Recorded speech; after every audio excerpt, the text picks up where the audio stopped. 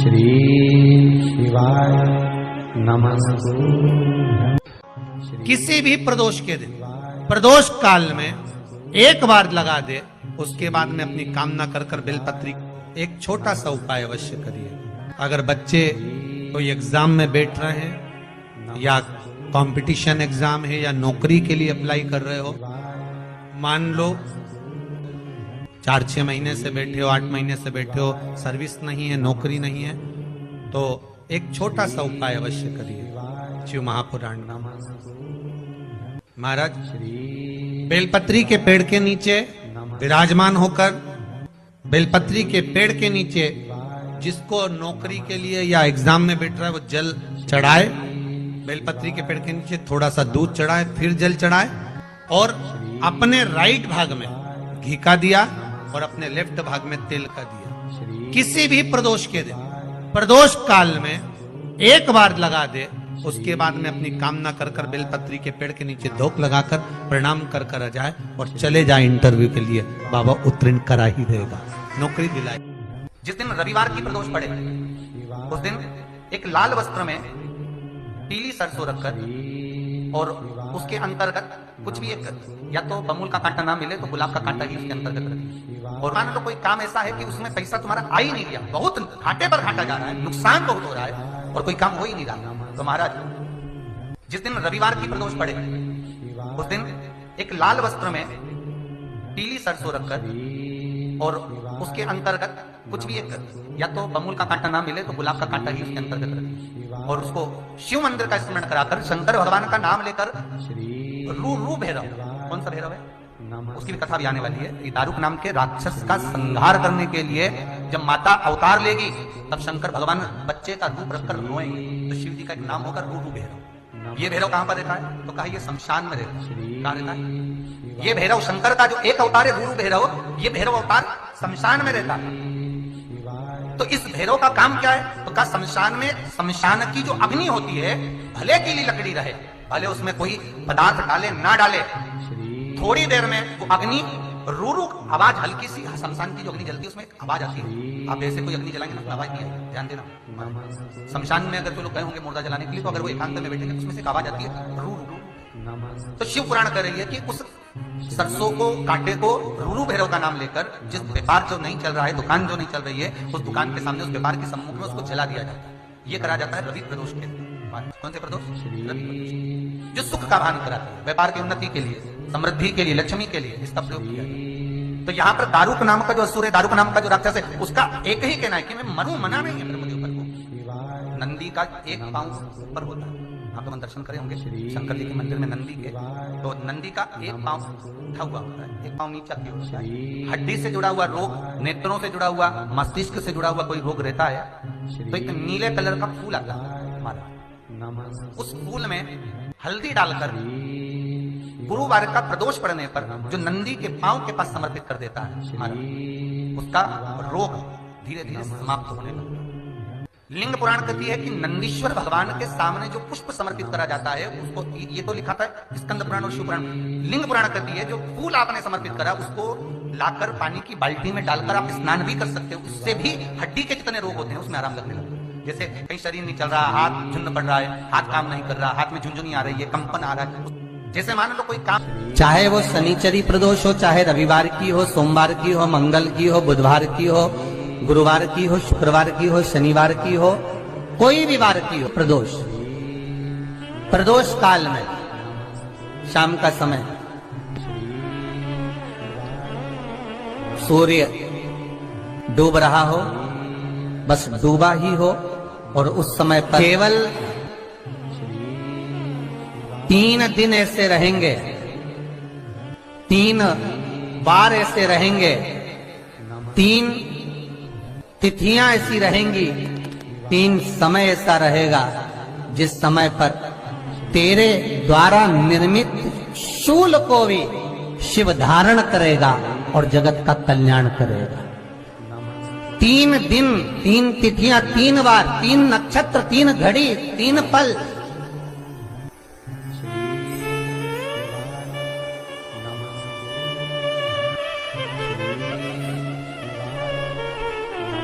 जिसमें बाबा शूल भी धारण करते हैं, और शूल अकेले धारण नहीं करते महाराज। जो धतूरा होता है ना, दर्शन करें धतूरे के, कांटे कांटे सा होता है धतूरा, तो वो धतूरे के साथ में बाबा शूल धारण करते हैं। बेलपत्री के शूल को, ये बहुत बहुत आनंदमय कथा है महाराज जी। जिसके जीवन में हमेशा कांटे ही मिले हैं।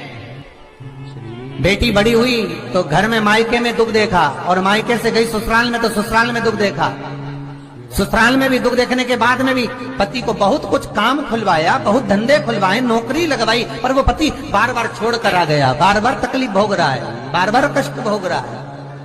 फिर थोड़े दिन काम करता है, थोड़े दिन छूट जाता है, फिर व्यापार में बढ़ता है, फिर छूट जाता है, फिर कोई दुकान खुलवाई, थोड़े दिन अच्छी चली, फिर वापस वहीं घर पर आकर बैठ गया। अर्थात उसके जीवन में वो शूलता चल रही है।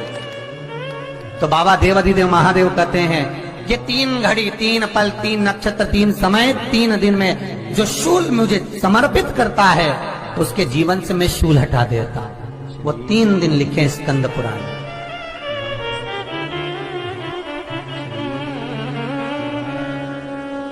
महाराज,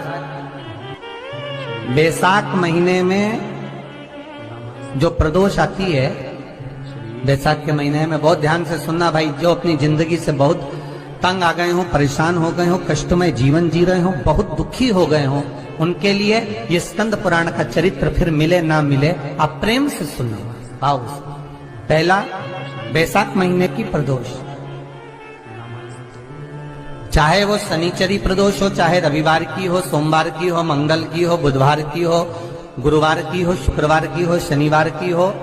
कोई भी वार की हो, पर बैसाख महीने की प्रदोष, प्रदोष काल में शाम का समय सूर्य डूब रहा हो, बस डूबा ही हो, और उस समय पर सूर्य के डूबन के तुरंत बाद बाबा को धतूरे के साथ में बेलपत्री ना चढ़ाते हुए, बेलपत्री के वृक्ष के 7 कांटे बाबा के शिवलिंग पर समर्पित करे जाते हैं महाराज, अपनी जिंदगी में अड़चनों को हटाने के लिए। फिर आप जिस व्यापार में उतरे, जिस व्यवसाय में उतरे, जिस नौकरी में उतरे, आप दिल से करें, आपको तरक्की मिलेगी। आप हार नहीं सकते, नीचे नहीं आ सकते, उन्नति पर ही चढ़ेंगे। एक वैशाख मास की प्रदोष, दूसरा शिवरात्रि के दिन मध्याह्न का समय महाराज, जो बड़ी शिवरात्रि होती है माघ की, बड़ी शिवरात्रि के अंतर्गत मध्याह्न का समय, दोपहर के ठीक 12 बजे, चाहे फिर वो कोई भी दिन हो महाराज, शिवरात्रि जिस दिन पड़ रही हो,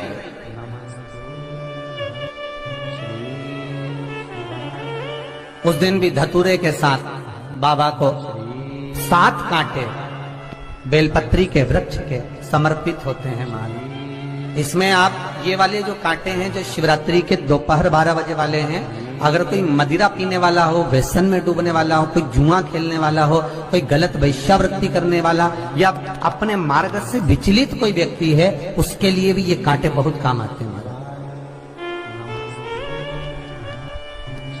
दूसरा, पार्वती, तेरे द्वारा तेरे नयन अश्रु से जो प्रगटा हुआ बेल का वृक्ष है, द्वितीय शूल मैं वहां धारण करता, तृतीय शूल, तीसरा शूल जो वर्णन करा गया महाराज, भगवान श्रावण के महीने में जो भी दूसरा सोमवार पड़े, जो भी पड़े, श्रावण के महीने का दूसरा सोमवार, आप सबको पहले भी श्रावण के महीने में जो कथा कही उसका व्याख्यान वर्णन करा कि श्रावण का महीने का महत्व क्या है, वो भी आपको ऑनलाइन कथा में आप लोग सुन चुके हैं, लाइव कथा में श्रावण का पूरा महत्व बताया था कि श्रावण के महीने में शंकर भगवान को पूरा लेखा जोखा का भार प्रदान किया गया। दूसरा सोमवार, श्रावण के महीने का जो दूसरा सोमवार होता है, उस दूसरे सोमवार में रात्रि के समय पर, अर्थात शास्त्र अब घड़ी और पल का स्मरण करेंगे तो रात्रि के बजेंगे 10 से 12 बजे महाराज, 10 से 12 के बीच में धतूरे के साथ बाबा को शूल समर्पित होता है महाराज। ये भी हमारी बाधाओं को, हमारी तकलीफों को व्यापार व्यवसाय के लिए, नौकरी सर्विस के लिए, बहुत सारे एग्जाम में आप बैठ लिए, गवर्नमेंट एग्जाम के लिए बैठ लिए, नहीं हो रहा, ये 3 बार मेरे शंकर को बेलपत्री के वृक्ष के शूल समर्पित होते हैं, उसका आनंद पाना। मेरी जीजियों, 2 चीजें बड़ा स्मरण में रखिएगा। एक बैसाख महीने में मट्टी के पात्र का जल, अभी अभी क्या चल रहा है, फागुन, अभी क्या चल रहा है, फागुन। जब बैसाख का महीना आए ना,